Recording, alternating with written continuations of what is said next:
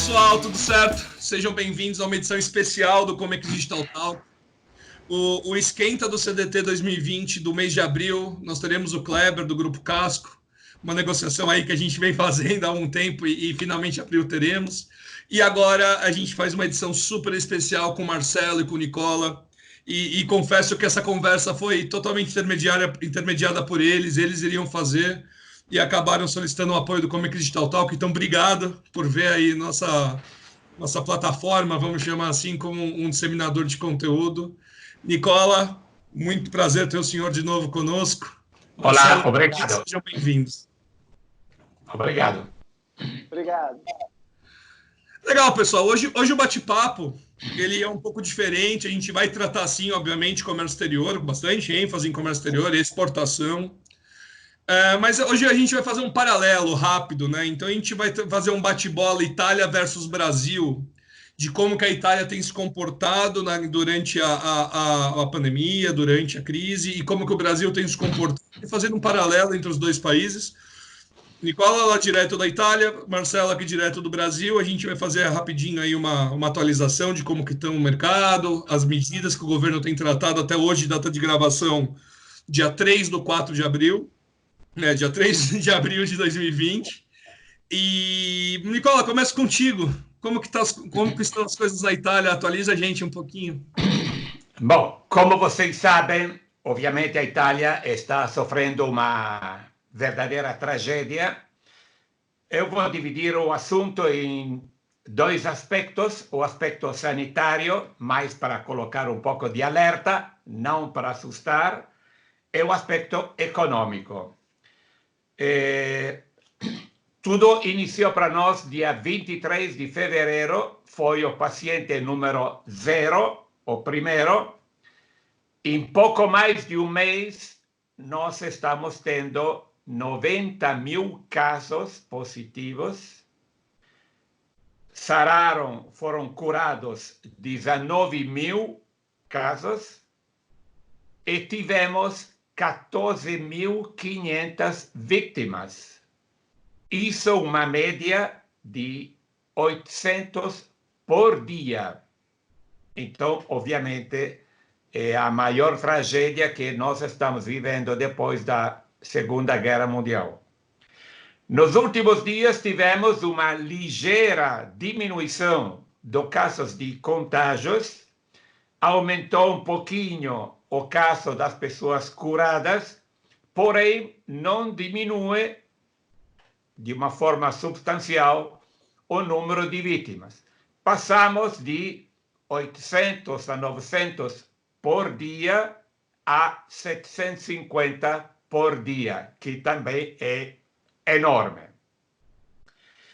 Vice-versa, no sul do país, que faz mais calor e onde até pouco tempo atrás não tinha em absoluto a situação que nós temos aqui na Lombardia, e eu vivo incluso em Bergamo, que é a capital desse assunto, onde tem mais vítimas.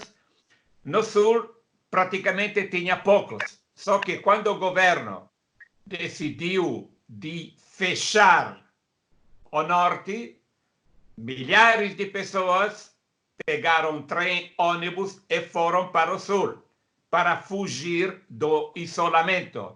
Só que isso foi um presente de gregos, porque eles levaram para o sul, para os pais, parentes, amigos, o vírus que estava aqui no norte. Moral da história: no sul, nos últimos dias, está aumentando de uma forma considerável. Para terminar essa coisa muito triste, existe obrigação por lei de não sair de casa. O lema, o motto é: ninguém encontra ninguém. Você só pode sair de casa por 3 motivos.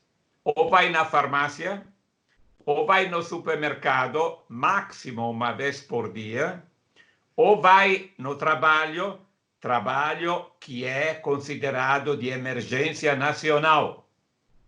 Existe uma lista dos trabalhos que ainda se podem fazer, obviamente, produção de remédios, conserto de carros, distribuição de gasolina, mas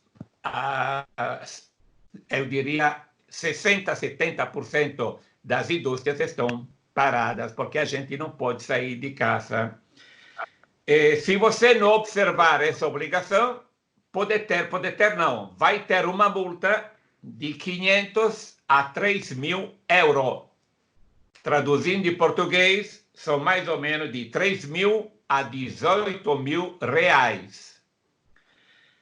E a cidade está cheia de polícia para monitorar se alguém faz o espertinho saindo. Alguém, por exemplo, diz, não, eu estou passeando com o cachorro. Máximo, você pode se afastar 100 metros da tua casa. E se isso não fosse suficiente, nas muitas cidades estão utilizando os drones para filmar de cima se alguém anda na rua. Aí avisa imediatamente a polícia. Ou estão entrando no teu telefone celular através do Google Maps e eles sabem se você está se movimentando ou menos. Claro que isso é uma invasão de privacy, mas estamos em um sistema de emergência. Bom, tudo isso é o assunto sanitário. Obviamente, nós estamos anos-luz da situação do Brasil. Muito provavelmente vocês vão estar muito, muito longe disso que está acontecendo na Europa.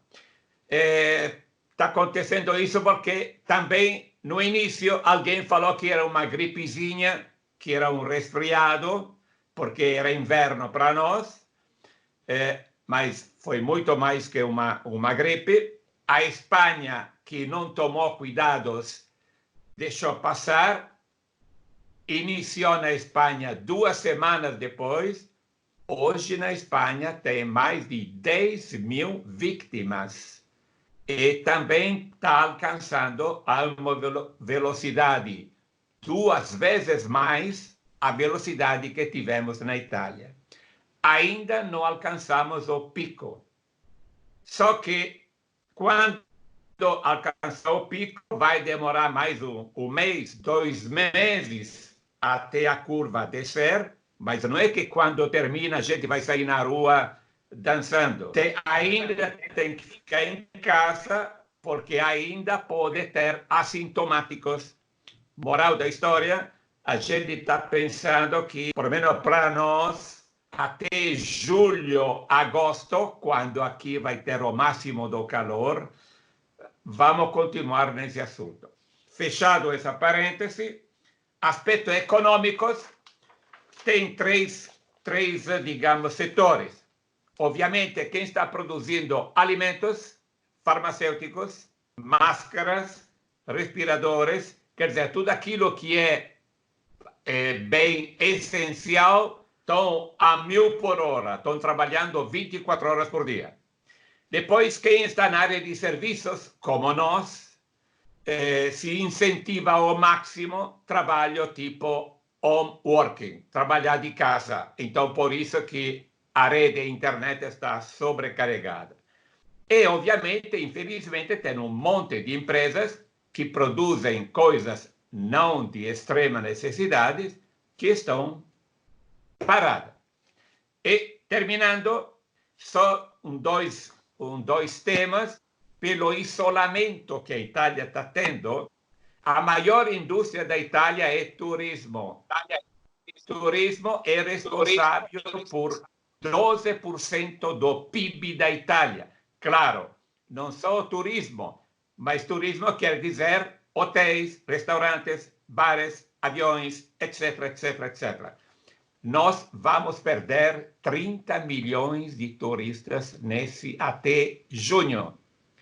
E isso, traduzindo em moeda, vamos perder ao redor de 9 bilhões de euros. Bilhões de euros.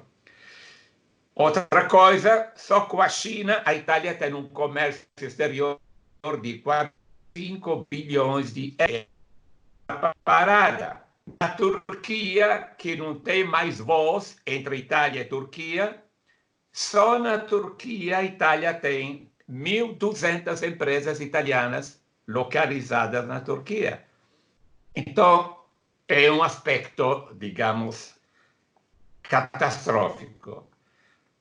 Moral da história, a gente espera que chegue quanto antes o calor, mas pelo menos para nós, no norte da Itália, estamos falando de junho, julho. Vamos ter mais 2 ou 3 meses trancados em casa. Essa é a situação sanitária e econômica. Show de bola, Nicola. Obrigado por compartilhar com a gente. Só uma visão, claro, da Itália. Do Brasil, a gente já sabe bastante o que a gente está acontecendo, está aí em todas as notícias. É legal a gente fazer um paralelo e ver o que está acontecendo por lá. Economicamente também, todos os prejuízos que tem. A gente tem um costume de falar que o Brasil ele não toma suas medidas e por aí vai. A gente está bem avançado em relação a isso. Esse é um ponto importante de ser citado e elogiado do país, independente de lideranças e por aí vai. Não entra em assuntos políticos. Absolutamente. A gente vai tratar aqui, pessoal, só para vocês saberem um pouquinho de como que vai ser depois dessa introdução, a gente vai tratar agora medidas de pequenas e médias empresas, um paralelo Brasil e Itália. Depois a gente vai tratar um pouquinho o que está acontecendo no mercado de importadoras e exportadoras, principalmente de exportadoras, na Itália versus Brasil. O Marcelo vai trazer um pouquinho das importadoras do Brasil também aqui, uma visão. E a gente trata o método PIME do Nicola, como assumir esse é um método PIME do livro dele, que está aqui, ó.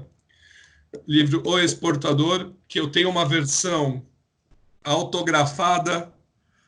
Obrigado. E o Marcelo...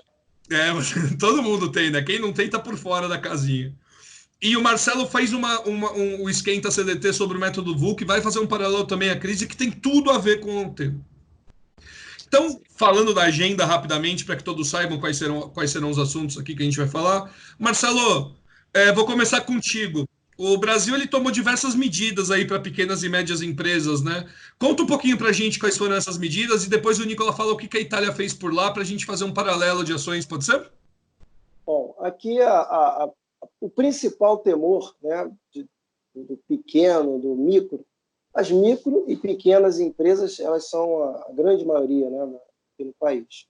E o governo tomou uma medida, uma ajuda aos pequenos empresários, né, com linhas de crédito para pagamento, para que haja uma projeção para esses próximos meses. Imagino que os 3 meses, né, serão meses cruciais para que essas empresas sobrevivam. Estamos falando aí de pequenos e médios, mas as grandes empresas elas também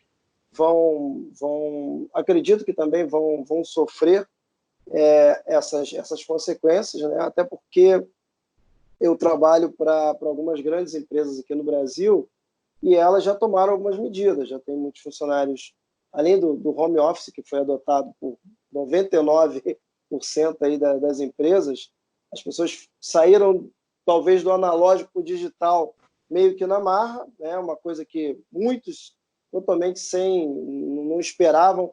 Aí a gente faz aquele paralelo do VUCA, né? No caso da incerteza, né? No caso da complexidade de você adotar um método digital em tão pouco tempo, talvez até com poucos recursos.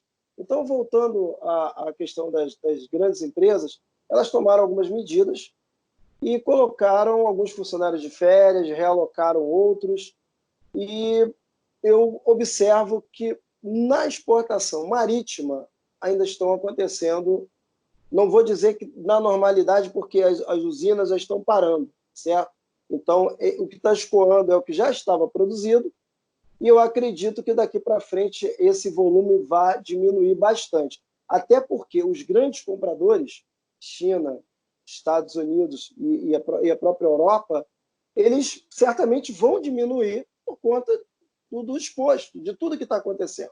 Então, nos embarques aéreos, nós já temos alguns problemas com relação ao espaço, e nisso, à medida que você reduz o espaço, o teu frete aumenta.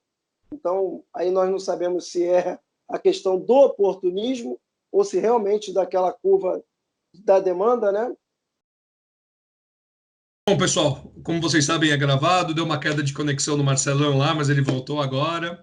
Então ele vai retomar o raciocínio. A gente estava falando um pouquinho das medidas do governo para as pequenas e médias, como que está o mercado de exportação e importação aqui no Brasil, né, para essas empresas. A gente vai retomar todo esse raciocínio.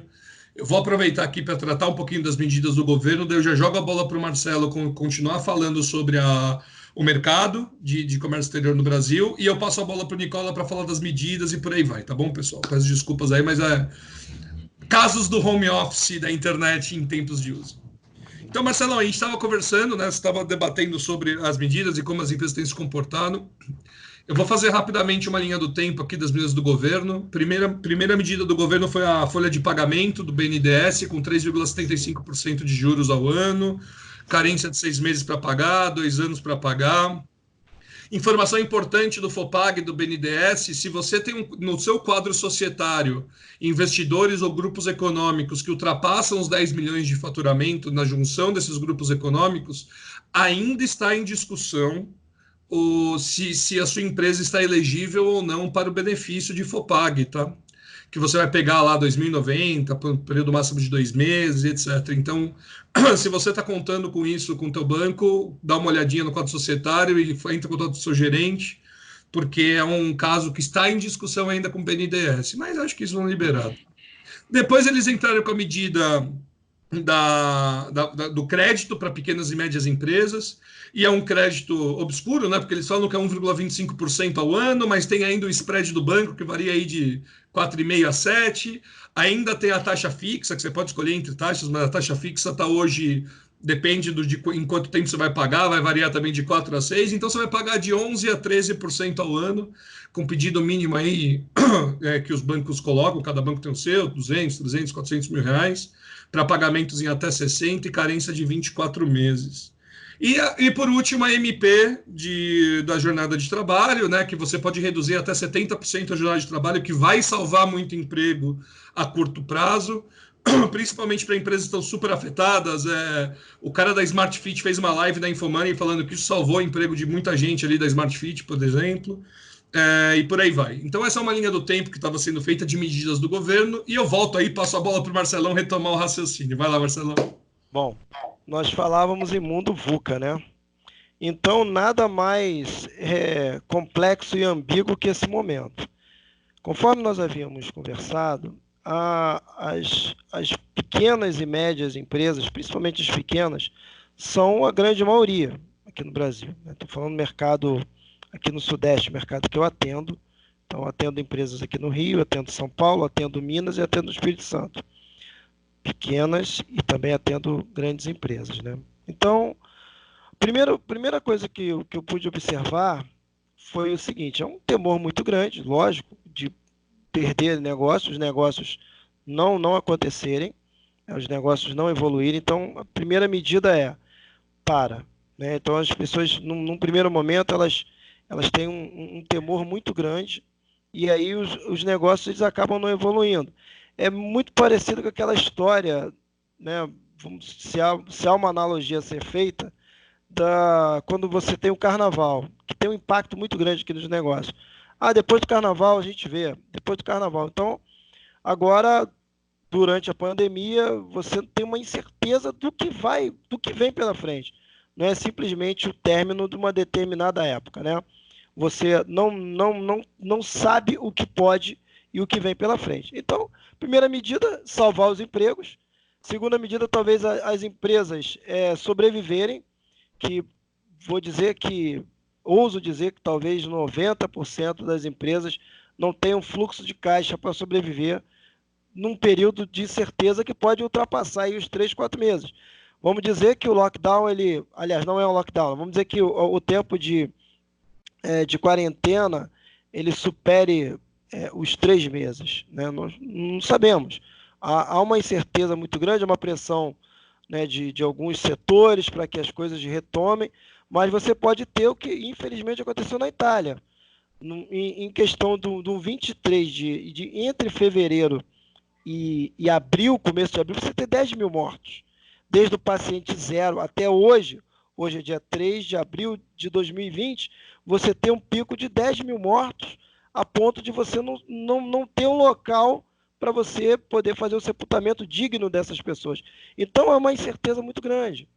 Então, falando de negócios, as grandes empresas, elas têm como colocar, no primeiro momento, seus funcionários de férias.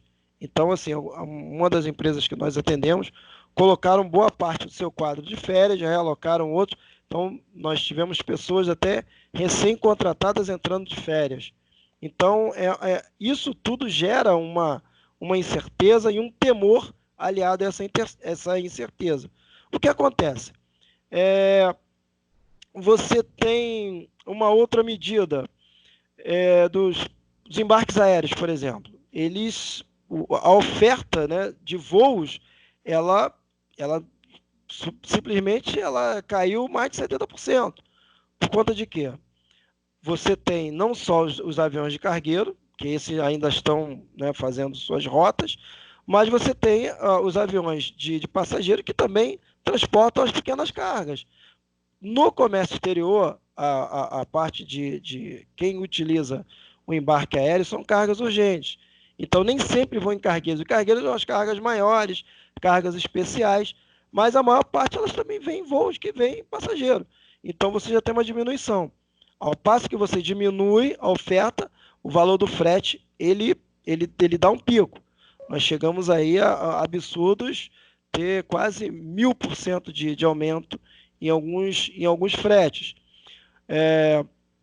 Tivemos um caso aqui, logo assim que começou os casos a terem um aumento, uma empresa tentou fazer uma exportação de máscaras para Portugal, um fabricante aqui do Brasil, aqui do Rio de Janeiro, aqui na Barra do Piraí. E o governo simplesmente, qual foi a medida? A contenção. Porque a primeira, e o Nicola sabe perfeitamente, quando você tem um contingenciamento mundial, a primeira coisa que você faz é proteger o seu mercado. Então, a primeira medida foi o quê? Olha, vai ter que ter agora deferimento da Secretaria de Comércio Exterior para que você possa exportar esse material essencial. Então, ao passo que algumas pessoas estão observando a questão financeira, o governo ele tem que ver a questão, qual é o interesse para o país. Então, se você tem máscara, você tem que utilizar aqui. O Brasil entrou em uma disputa, então a China hoje, ela parece que quer vender alguns equipamentos, e parece que os Estados Unidos, alguém entrou e comprou. Eu confesso que eu não acompanhei essa negociação, mas foi algo muito parecido. Então, essas são as primeiras medidas de protecionismo. São as primeiras medidas que as empresas têm, né, que o governo tem e que as empresas têm. Proteger o seu mercado, proteger, quem sabe, os seus funcionários, mas ainda há uma incerteza muito grande. O embarque marítimo, algumas coisas estão acontecendo, nós ainda estamos escoando algumas mercadorias ainda do que já estava produzido, mas nós já tivemos 2 plantas que já paralisaram suas operações, então isso vai ter um reflexo daqui a um tempo. À medida que no exterior vá tendo uma diminuição, nós vamos ter também uma oferta menor de container. Então, nós vamos começar a efetivamente ter aí uma outra dinâmica nesses negócios, entendeu? Então, Sim. É dessa forma.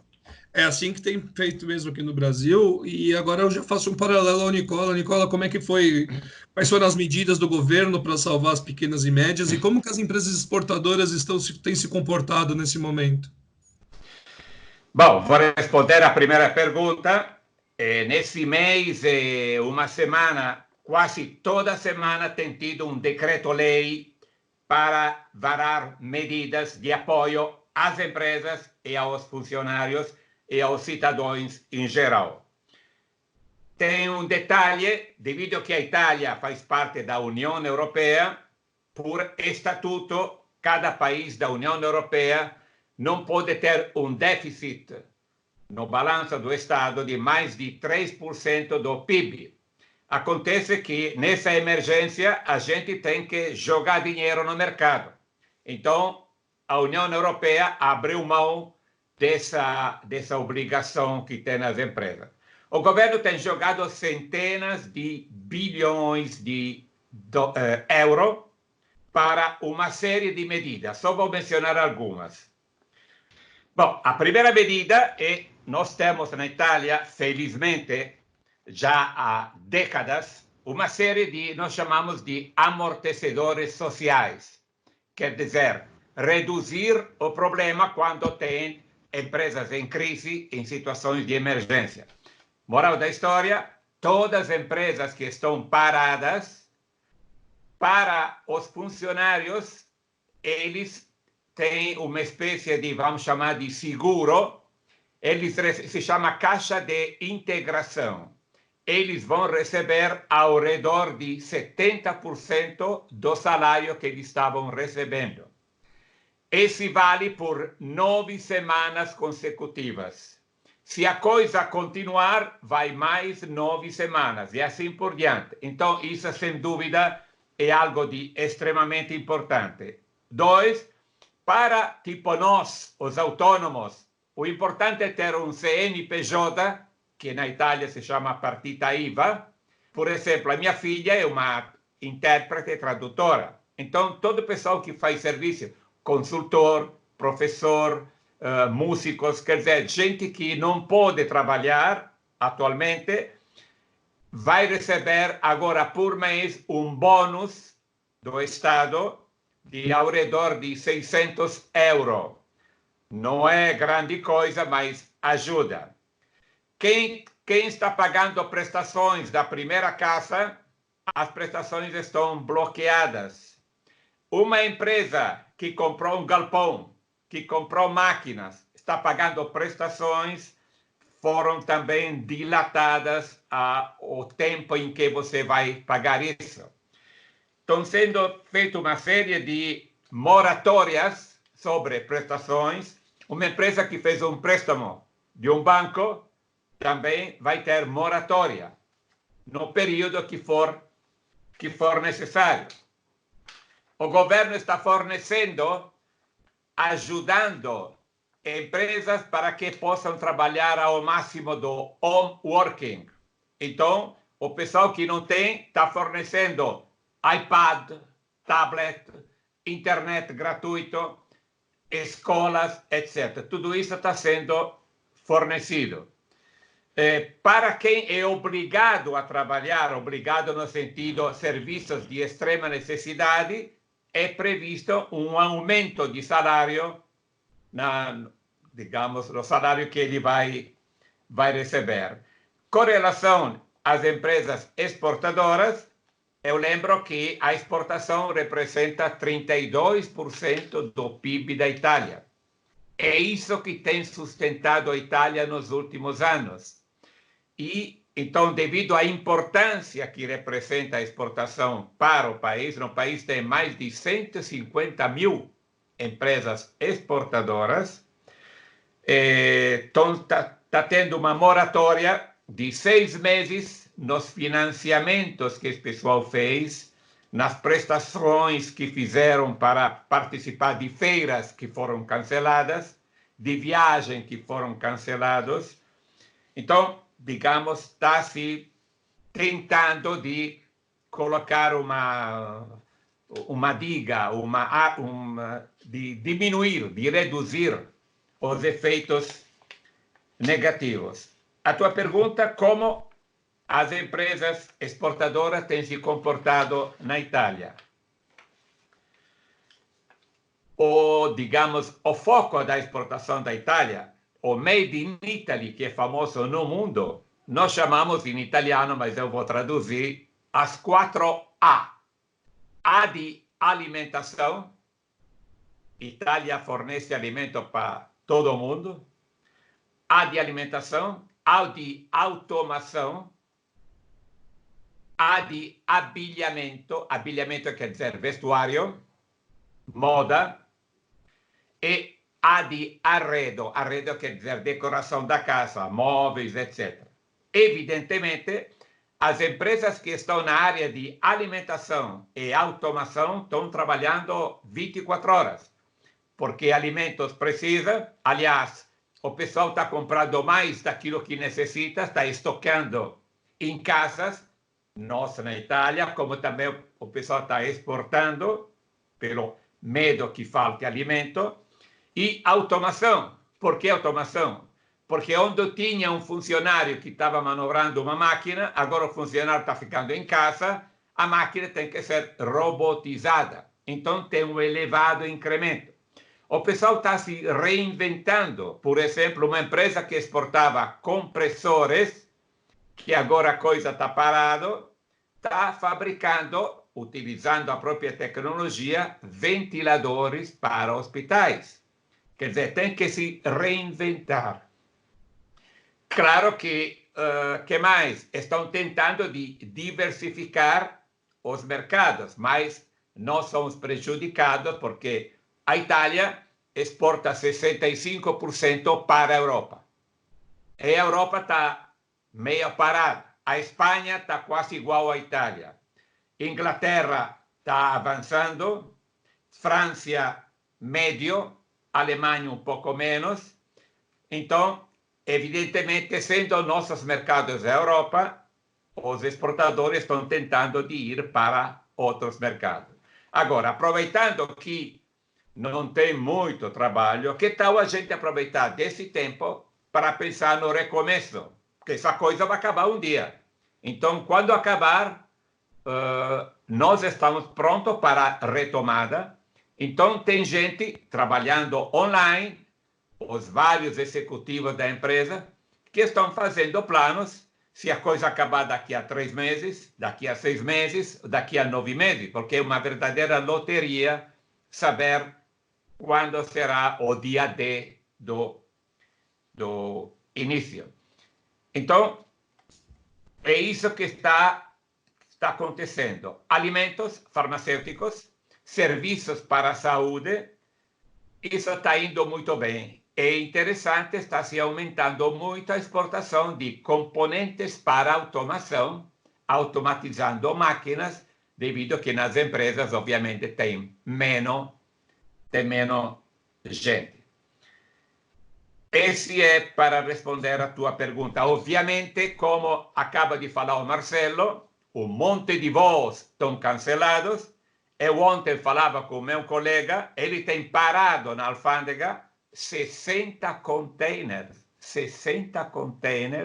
parados, pagando o custo da armazenagem, porque as instituições da saúde não liberam, porque esse container estão chegando de países onde o contágio está alto e o pessoal tem que verificar se não tem vírus, etc, etc, etc. Quer dizer, é um problema sério. Então, o aeroporto de Malpensa, que seria para vocês mais ou menos tipo Guarulhos, Malpensa é imenso, está vazio. Muitas empresas aéreas, justamente, cancelaram os voos da e para a Itália. Ninguém entra, ninguém sai. Então, obviamente, tem produto que você exporta por avião. Mas tudo bem, 90% é por navio. Igual problema, porque navio tem pessoal lá dentro que pode ser afetado. Ou quando chega navio no exterior, ele tem que ter inspeção sanitária. Tudo isso, obviamente, afeta muito o comércio internacional. Afeta mesmo, Nicola, e eu vou voltar já contigo, que você comentou um assunto importante de planejamento, mas antes de falar disso, eu preciso falar com o Marcelo. Marcelo, e no Brasil? Os portos estão funcionando, a gente sabe que existe prioridade para bens essenciais importados, bens de combate à Covid, aí existe uma priorização. Existe uma galera pagando taxa de armazenagem também, eu não sei se o governo vai liberar isso ou não, se vai cair no bolso dos importadores, mas me conta, como é que está o processo de desembaraço, de frete? O Jonas fez uma publicação esses dias, cara, que eu achei muito hilária e verdadeira, como ele sempre é, falando para o frete não ser babaca, né? Para privilegiar as pequenas, aquelas que sempre te ajudaram, tudo, e pelo amor de Deus, não seja um babaca de aumentar o preço e por aí vai, né? Vamos tentar manter a sanidade ainda nesse processo. Faz um paralelo aí, como é que está o Brasil? Está desembaraçando cargo, o aéreo cresceu para caramba devido aí à urgência, como é que está? Bom, olha só, o desembaraço, primeira medida é com relação às pessoas. Então, as pessoas foram trabalhar em home office. Até em algumas funções do próprio terminal. Então, a primeira medida foi aceitar ou não o BL por e-mail, o BL original. Então, foi o primeiro grande entrave que as empresas, que os terminais não queriam aceitar. Você, para poder fazer o push da carga, você deveria ter o conhecimento original. Tudo bem, ele é uma garantia, né, de que você, né, para o armador, para o agente de carga, enfim, de que você pagou. Mas à medida que ele está liberado e está na mão, e se está na mão do teu representante, subentende-se que foi pago. E aí os terminais foi o primeiro grande problema, os terminais não acatarem uma decisão do governo. Então o governo falou assim, olha, você vai poder aceitar pelos meios digitais, e não, ninguém...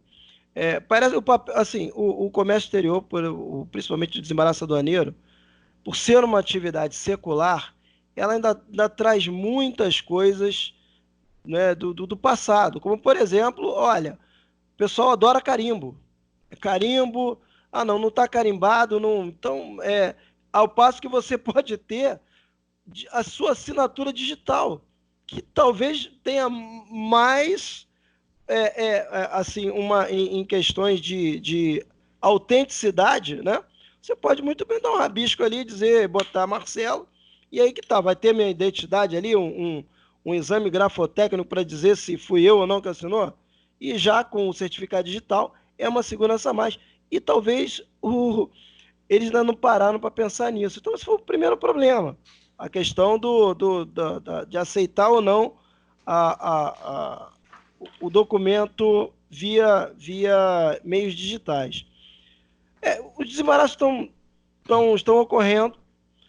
Algumas empresas pequenas, elas não têm caixa para suportar uma armazenagem. Então, assim, algumas nós orientamos a fazer uma remoção para um EAD, né, que um porto seco, que ele tenha aí um custo menor, né, da sua operação do que no terminal primário. Mas é uma incerteza muito grande com relação ao que vai acontecer, porque talvez uma empresa que, como o Nicola falou, o cara que tem 60 containers parados, sem saber quando ele vai poder fazer o desembaraço, e talvez sem ter até equipamentos para poder fazer a higienização, o contingenciamento, ou a limpeza, ou o que seja. E se o cara quiser devolver, ele vai ter que... Enfim, então é tudo muito complexo. Então, assim, você tem um momento realmente único, que a gente espera que passe o mais rápido possível, né? As cargas aéreas, eu, por exemplo, estava aqui conversando, e aí, como só temos 2 pessoas aqui hoje no escritório, por conta aí do isolamento, mas eu tô com 6 embarques de exportação, e, assim, não pode perder o voo, porque se eu perder esse voo do dia 6, eu não sei quando vou ter um outro disponível. E sendo que eu já tenho um que já está há praticamente um mês. Por quê? A burocracia ela não muda.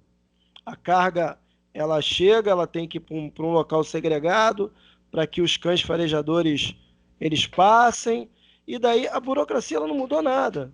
E essas medidas que o governo tomou são medidas, né, para você ter uma celeridade, mas que nem sempre são acatadas, né? Então, nós temos a questão dos entraves burocráticos ainda muito grandes.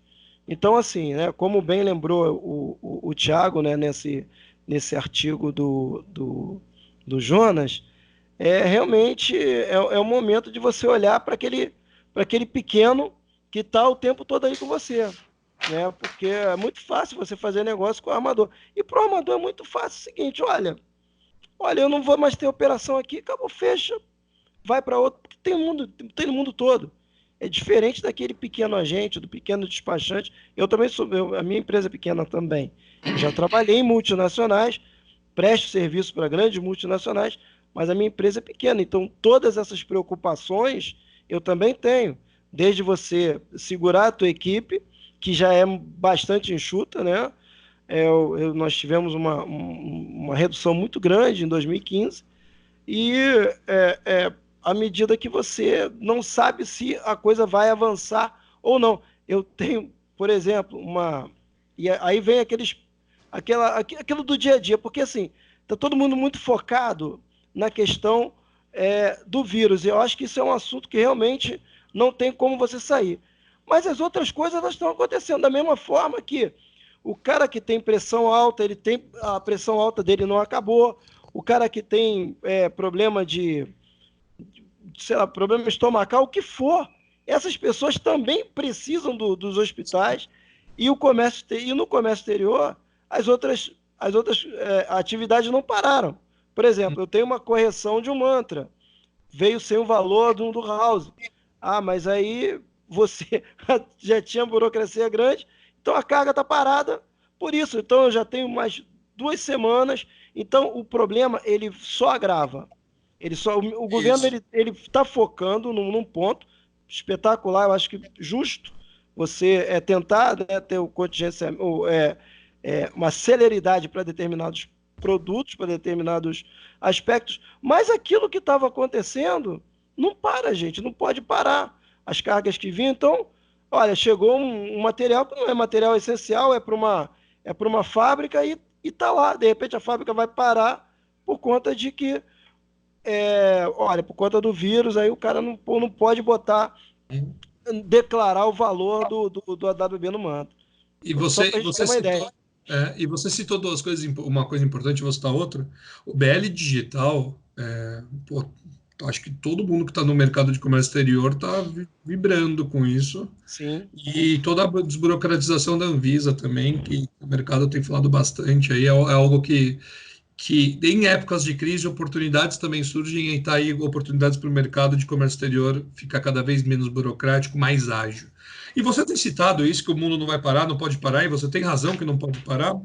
E eu vou pegar de novo o livro aqui, Nicole, do Exportador, que você realmente trata um projeto de internacionalização, de planejamento para essas empresas, que elas precisam se planejar.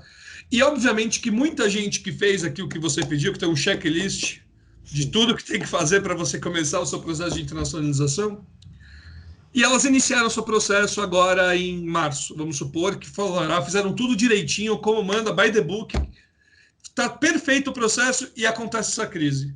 O que essa empresa faz agora? Bom, é válido sempre o tema, a gente tem que se reinventar. A. B, como dizia o Marcelo, não podemos ficar 24 horas pensando no bendito, no maldito vírus.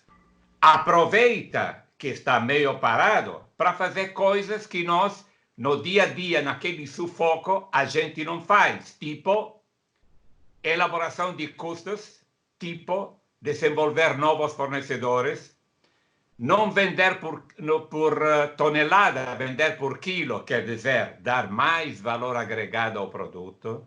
Tem muita coisa que dá para se fazer na empresa, mesmo estando teoricamente parada. Então vamos estudar para quando a coisa retome, como nós podemos estar melhor preparados. Custos, planejamento, treinamento a todos os níveis. E treinamento dá para fazer online. Busca de informações, busca de inovação tecnológica.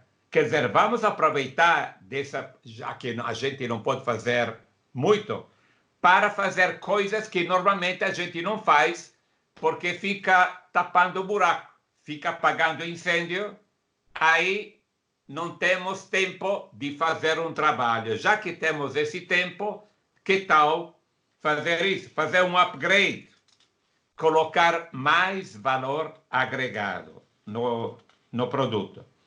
Então, respondendo a tua pergunta, admitindo que alguém seguiu à risca o checklist, admitindo que seguiu à risca, mas paciência, agora ele não pode colocar na prática, mas tranquilamente sempre tem margem para você melhorar a qualificação do pessoal, automação de máquinas, buscar novos fornecedores. Se você faz um bem de consumo, pensar em novas embalagens, quer dizer, aproveitar esse tempo para pensar que quando a coisa retorna, e já me adianto, quando essa porcaria vai acabar, vai terminar, vai ter um monte de gente saindo na primeira fila. Pergunta, nós estaremos prontos? Porque todo mundo vai ter uma tremenda fome de exportar. Todo mundo vai querer exportar. Obviamente, vai sair na primeira linha, tipo imagina uma corrida de Fórmula 1, quem já está preparado. Agora, eu penso, se nós já na calmaria, em um céu de brigadeiro, a gente já fica improvisando, tem aquele trabalho, é comprado, não vendemos. Imagine numa época quando a coisa vai, digamos, vai se sistematizar, nós vamos encontrar concorrentes muito mais agressivos. Então, se agora, de 0 a 10, estamos em uma dificuldade de 5, quando terminar essa coisa, vai estar uma dificuldade de 8, de 9. Por quê? Porque tem pessoal que vai querer tirar o atraso. Então, esse é válido para quem fez direitinho o checklist, para quem se preparou, e já que estamos nisso, me adianto, você pode me dizer, mas a empresa que já exporta faz 20 anos, o que faz agora? A mesma coisa. Por exemplo, se eu estou exportando há 10, 5, 20 anos, o que for, provavelmente, às vezes eu estou sendo comprado, não estou exportando. Talvez eu tenha em alguns mercados gente que não está vendendo bem o meu produto. Que tal fazer um exame, um ponto da situação, tipo mercado, como entrei no mercado, quem é o meu parceiro, ele está qualificado para fazer isso? E se eu estou exportando a, vou chutar, 10 mercados, vamos ver se em cada um deles eu posso fazer algo para melhorar a situação a nível de, por exemplo, qualificação da minha rede de venda no exterior. Por exemplo, instruir o pessoal para fazer melhor. Por exemplo, treinamento online. Não é uma publicidade, é só um exemplo. Na semana passada, já que a Espanha está mais ou menos na mesma situação nossa, todo mundo está em casa, eu fiz um check-up, um export check-up online com uma empresa da Espanha. Eu no Brasil fazia isso, obviamente, ao vivo. Então, nós, durante uma semana, determinadas horas por dia, eu me reunia virtualmente com executivos da empresa. Eles me diziam, nós estamos fazendo A, B, C, D. O que você acha? A está certo, B, cuidado. Foi um bate-papo gostoso. Via formulários, nós fizemos um export check-up online.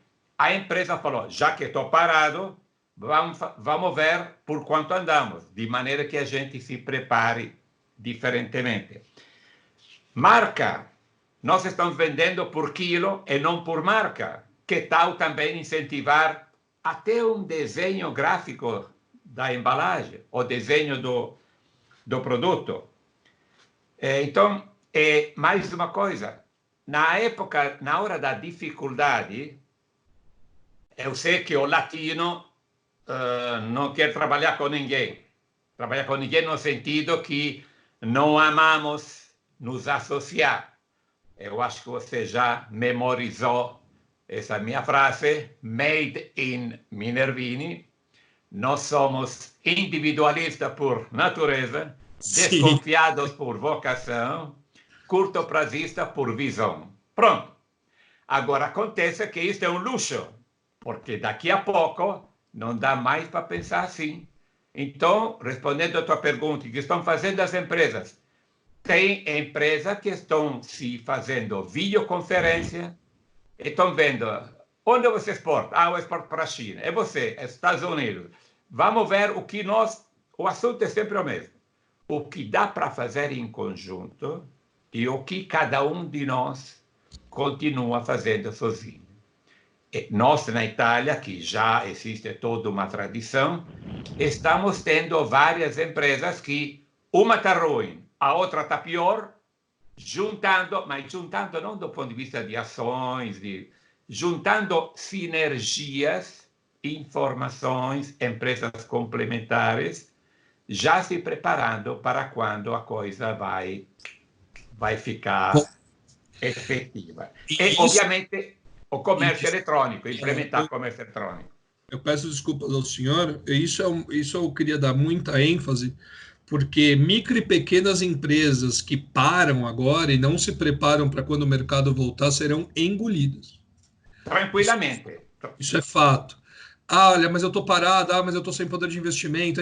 Achem soluções. Na hora da crise que a gente inova, que a gente acha modelos de negócio das coisas que nós nunca imaginamos na vida. Se preparem tecnologicamente, se preparem em seus processos, preparem-se para a volta, porque quando voltar vai ser a lei do mais ágil, do mais rápido e do mais preparado. Esses vão dominar o mercado. Exatamente. Não é, Nicola? Eu diria que é uma, digamos, na desgraça, é uma oportunidade, entre aspas, porque já que a gente trabalha apagando fogo, tapando buraco, agora que por muita gente tem que parar, vamos aproveitar esse tempo para pôr a cabeça para trabalhar. Por exemplo, tem empresas que exportavam máquinas ou exportavam, sei lá, joias. Agora os voos estão parados. Tem empresas que, no lugar de vender o produto, está vendendo software, está vendendo serviço, implementar serviço de engenharia. Pode ser que, claro, você vai me dizer, bom, mas se eu vendo o desenho para fabricar, sei lá, um móvel, o pessoal da Índia, da China, se não da Alemanha, vai copiar o meu produto. Bom, não temos o luxo de ficar pensando nisso. O importante é você não perder o ritmo da corrida. Então, se você não exporta o produto, talvez, claro, não sempre isso é possível, mas em muitos casos, tem gente que está vendendo serviço, já que eu não posso vender produto. Ou está utilizando mais comércio eletrônico nos países onde o pessoal ainda pode viajar para levar os produtos. Diria, respondendo à pergunta, o que faz uma empresa que está iniciando ou que já iniciou? Os dois estão na mesma situação. Claro, quem já iniciou tem mais experiência. Quem já iniciou faz um check-up. Quem vai iniciar faz um checklist. Checklist no sentido, eu estava pensando de exportar um produto que de 0 a 10 vale 5. Vamos ver se pode valer 7. Como? Desenho, processo tecnológico, automação da produção, qualificação do pessoal, mais informado, etc, etc. Quer dizer, o Marcelo falou certo. Se eu ficar 24 horas por dia pensando, bom, eu vou ficar de braço cruzado, vou ver quando acaba esse desastre aí do vírus. Quando acabar, porque vai acabar, quando acabar, e você ficou de braços cruzados esperando um incentivo, um subsídio, um financiamento e companhia, vai ter gente lá fora que vai te dar de goleada, porque lá fora o pessoal está se preparando. Perfeito. Já vou voltar contigo, Nicola, porque eu tenho 2 perguntas. Eu ia só falar do método PIME, mas eu vou perguntar também do consórcio, porque eu acho que isso é importante. Talvez seja o momento de organização dessas empresas, mas eu volto já contigo. Espero estar certo na minha frase. Claro. Ô, Marcelo, o método VUCA, que você falou lá em fevereiro, que toda a transformação, toda a adaptação e flexibilidade das empresas, mais do que nunca a gente vive hoje, né? palavra-chave aí, não vou falar que segurar a caixa é a ordem, né? Porque já todo mundo sabe disso.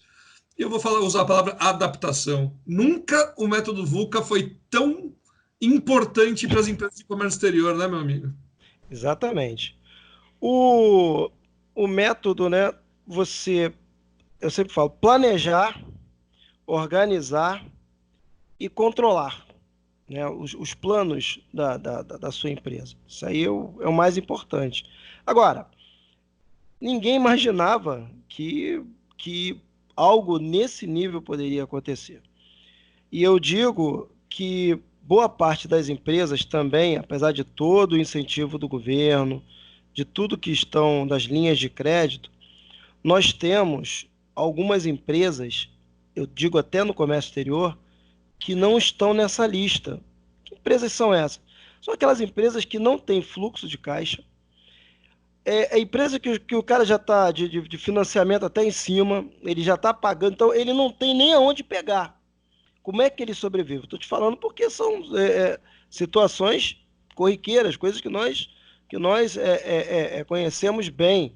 E eu acho que é muito difícil uma empresa ela que tenha um exemplo. A minha empresa tem 16 anos. Ela vai completar 16 anos agora. Então, o que acontece? Nesses 16 anos, você não tem uma curva, né, apenas de ascender. Seria o modelo ideal. Mas você tem nós já pegamos 2 ou 3 crises. Então, assim, nós tivemos a mais forte para nós aqui, na MVPB Logística, foi a crise de 2015. Para Para a gente todos. realmente... 2015 para nós foi terrível. Eu acordei num dia e ligação de alguns clientes falando assim, eu não vou te pagar. Eu tinha uma grana assim muito grande para receber. Olha, eu não tenho. Você bota uma das pessoas fala assim, cara, faz o que você quiser. Do tipo, cara, aí você pensa, pô, vou botar na justiça? Eu vou lá no cara, vou tomar o computador. Cara, não existe isso. Então, assim, esta questão de adaptação, ela é fundamental. Talvez essas que já tinham em mente, talvez ninguém pensa, nesse nível eu acho que é um nível totalmente fora da curva. Então, nesse nível eu acho que ninguém imaginava. Mas você sempre tem que imaginar os cenários, você tem que ter. Você não pode pensar assim, poxa, eu fiz um hambúrguer em casa, todo mundo gostou, cara, eu vou bater o Burger King e o McDonald's. Não é assim. Como o Nicola bem explica, e o livro sensacional, eu gravei muito bem uma parte do livro dele que fala sobre um exportador italiano de roupas. Ele queria entrar no mercado de luxo aqui no Brasil, mas ele não tinha um planejamento, né? Nicola, se eu estiver errado, que escreveu, vai me corrigir. Ele não tinha um planejamento para aquela entrada, e ele simplesmente o seguinte, olha, eu vou entrar no mercado de luxo, mas como se ninguém conhece a sua marca? Aqui reconhecida, mas lá no Brasil ninguém conhece. Bom, mas como? Mas aqui todo mundo... Não, peraí, você tem... Então, esta questão do você, além de ter o planejamento, você tem que conhecer o mercado e você tem que conhecer o seu produto, conhecer o seu negócio, conhecer as suas forças e as suas fraquezas. Então, a gente vai até para o método SWOT e ele vale para a vida, né? Você reconhecer aquilo que você é bom, aquilo que você conhece, aquilo que você faz. Então, esta questão de adaptação, ela é a questão fundamental, principalmente planejamento e organização. Nós temos até, eu gosto muito do Marcos Lemones, daquele The Profit lá nos Estados Unidos, e ele fala muito sobre os P's, né? Pessoa, processo e produto. Então, cara, além de tudo, você tem que ter isso muito bem alinhado.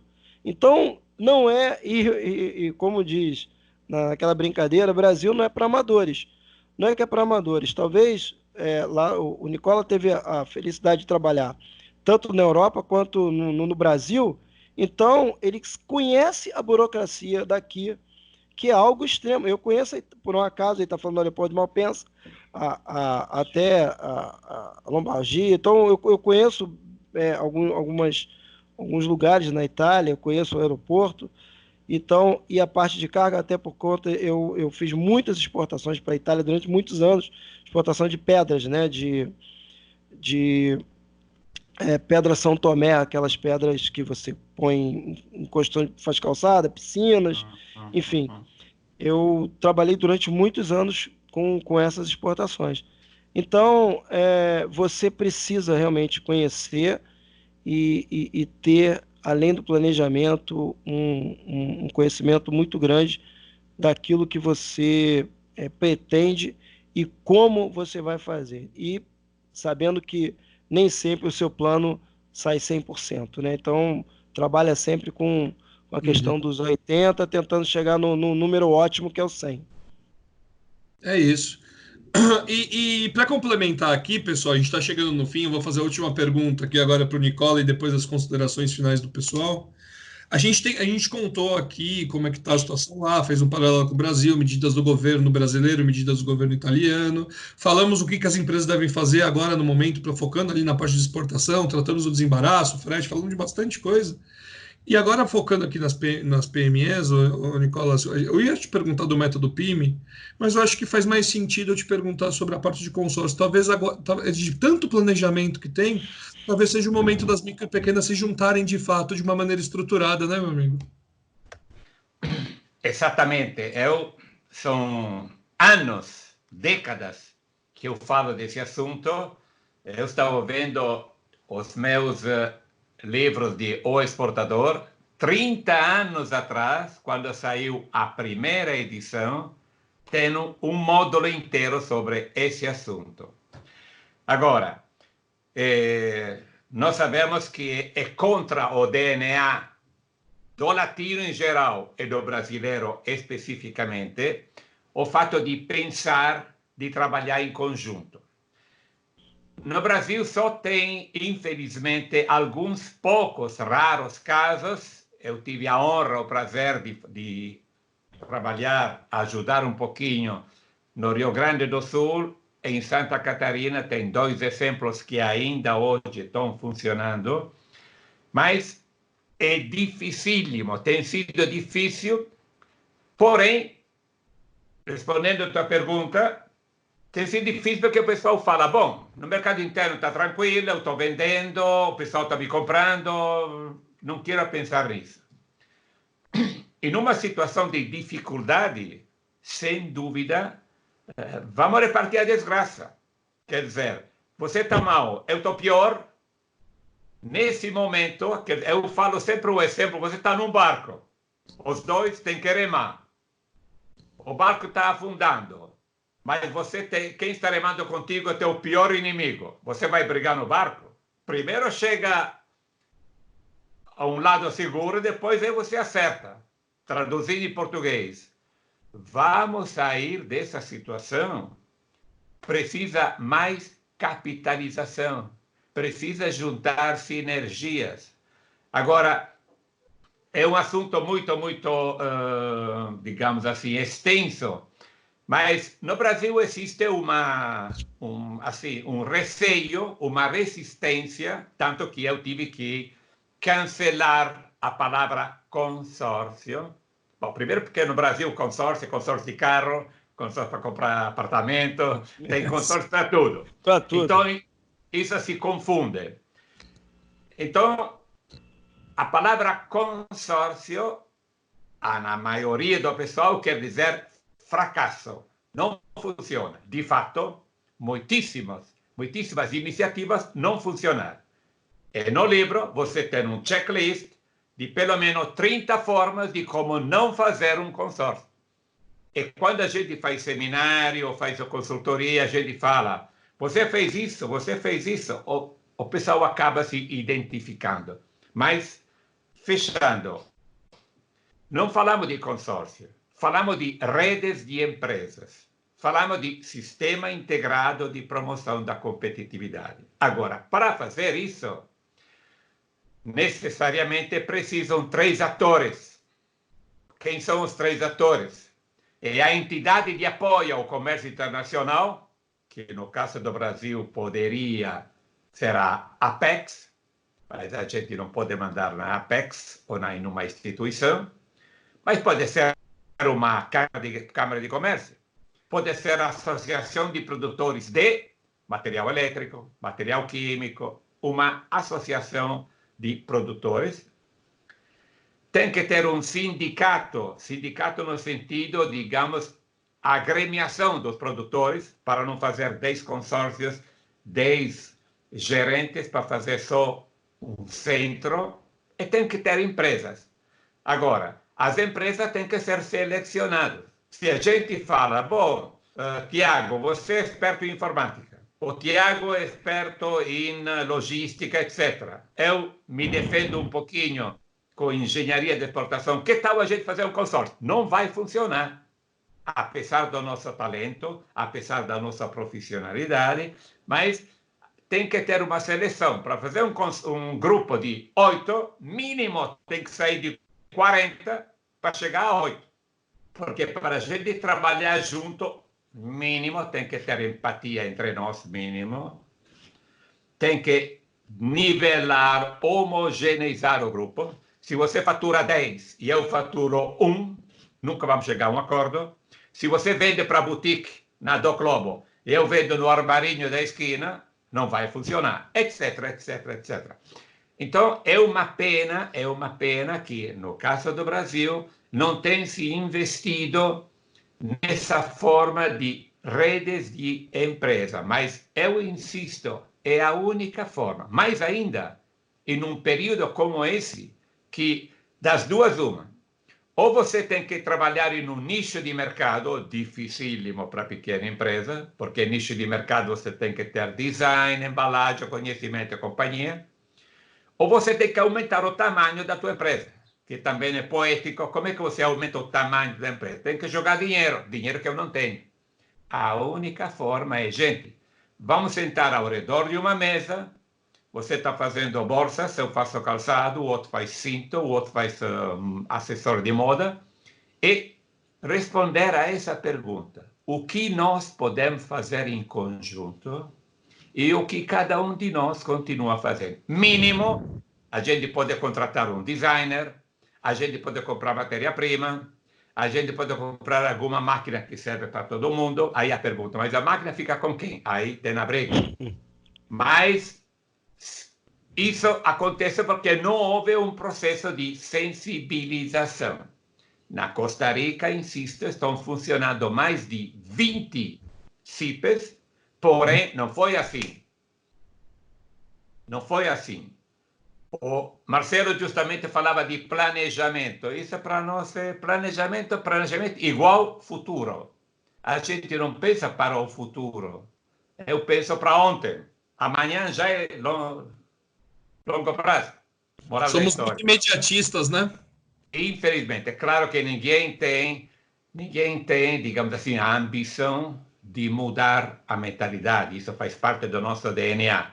Mas, em uma situação como essa, é importantíssimo pensar, aproveita desse momento de parada para ver o teu vizinho se tem alguma coisa que pode ser em comum contigo.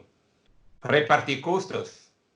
Porque, insisto, lá na frente, a gente vai ter que ter o motor a 100 por hora. Se sai com 80, já fica na 10ª fila. É isso. E eu vou até dar um ponto maior ou de destaque do que você tem falado, e todo mundo tem dito isso, não vou chover no molhado, mas é em época de crise que a gente se reinventa, que a gente rompe barreiras inclusive culturais, para dar destaque e tentar algo novo. Talvez a construção de redes para que você tenha uma exportação qualificada em um grupo de companhias seja a solução para o Brasil, para as micro e pequenas, principalmente. As grandes vão continuar, gente, mas as micro e pequenas, se elas se juntam, ganham uma força gigantesca e com certeza tem que todo mundo sair ganhando. E todo mundo tem que sair ganhando para funcionar. É igual sociedade. Claro. E, Marcelão, se você fosse definir em 4 bullet points o que o importador e exportador brasileiro tem que fazer agora para pensar no futuro? O que você diria? Bom, agora ele tem que pensar que as relações de trabalho, né, não serão iguais, né? Você não tem as relações trabalhistas, elas serão totalmente diferentes por conta dessa grande experiência do home office. Então, muitos postos talvez não retornem. Isso é um fato, Uhum. né? Você A sabe questão... que o home office é maravilhoso, né, Marcelo? Saiu uma. Desculpa até te cortar, só para não esquecer, porque senão eu esqueço as coisas que eu quero falar. Saiu uma matéria dizendo que algumas pessoas não se adequam ao home office, sentem saudade por aí vai. Eu sempre fui um defensor gigantesco do home office. Eu até brinquei outro dia com o meu time que eu tô fingindo espirro na varanda para ver se o vizinho me fala saúde e eu começo conversa, porque eu moro sozinho, eu tô louco para conversar com alguém pessoalmente, cara. Então eu dou um latinho ali para ver, saúde, obrigado, como você tá?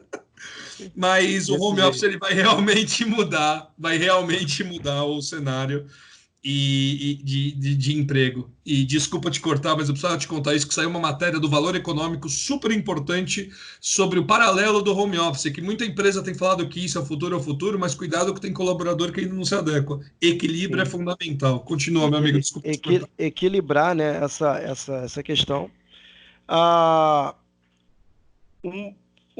como o Nicola falou, o planejamento ele é fundamental, mas para nós é algo muito difícil.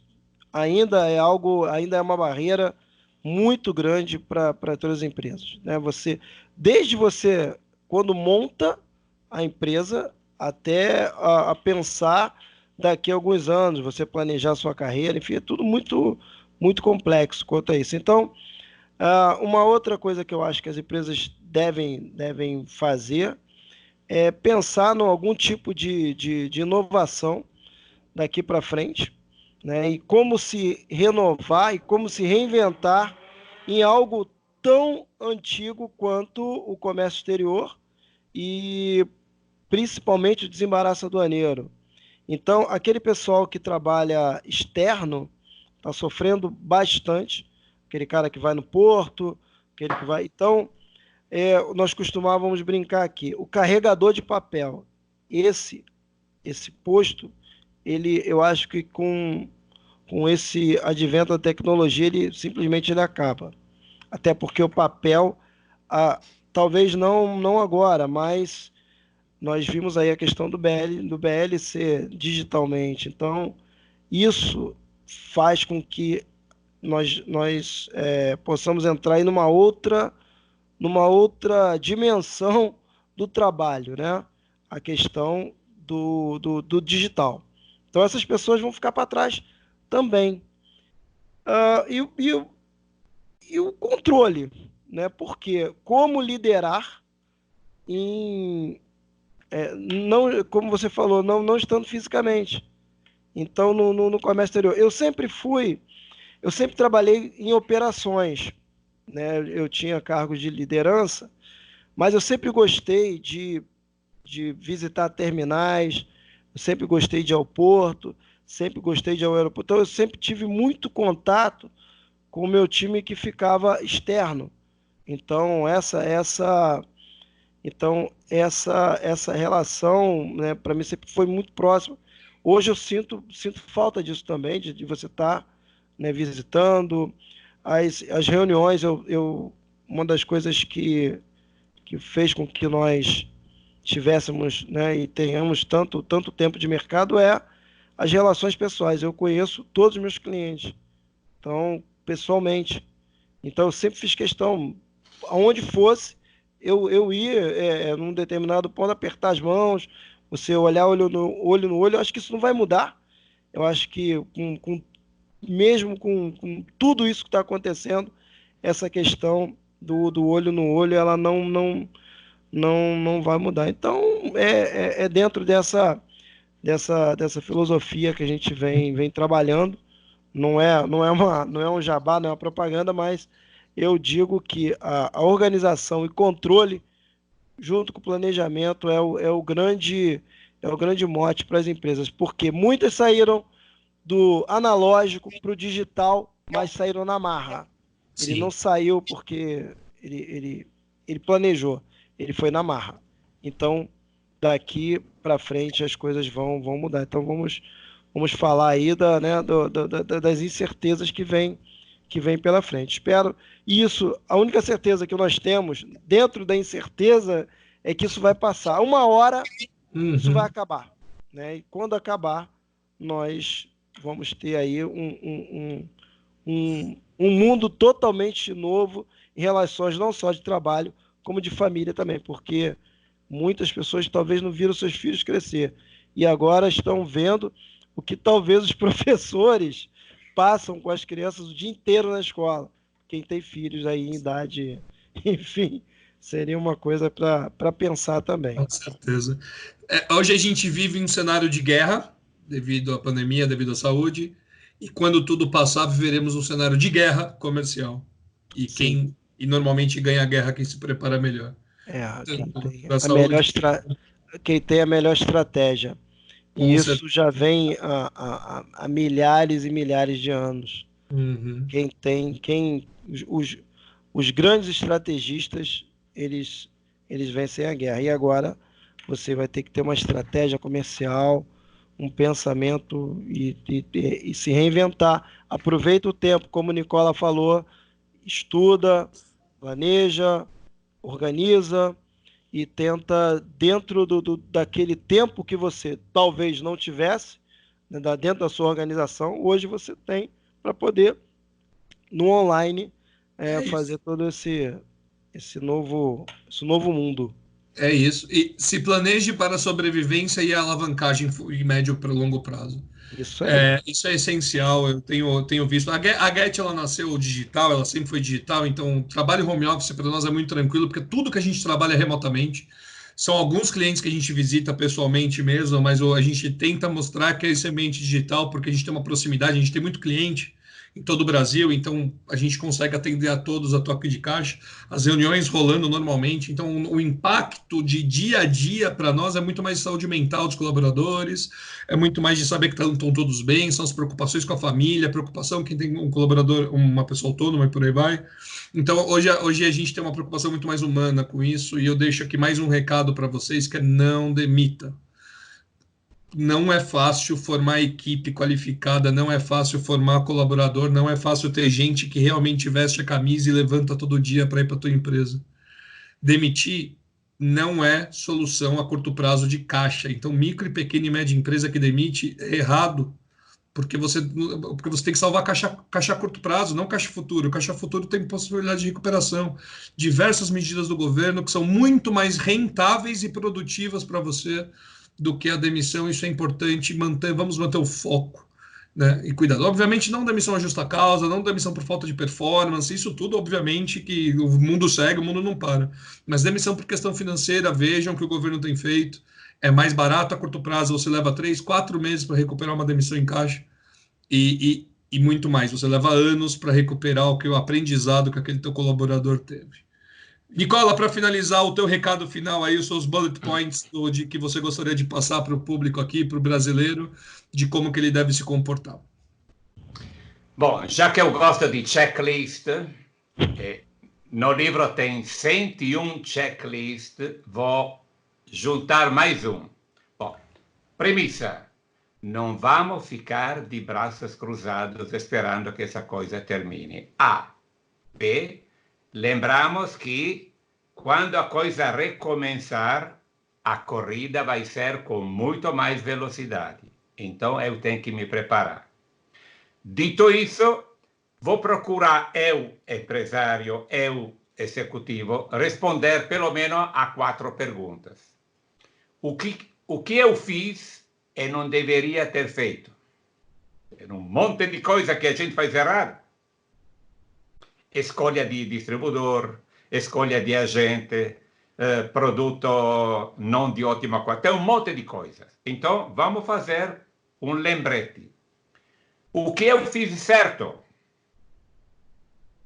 Esperamos que algo, se eu estou sobrevivendo no mercado, algo eu fiz certo.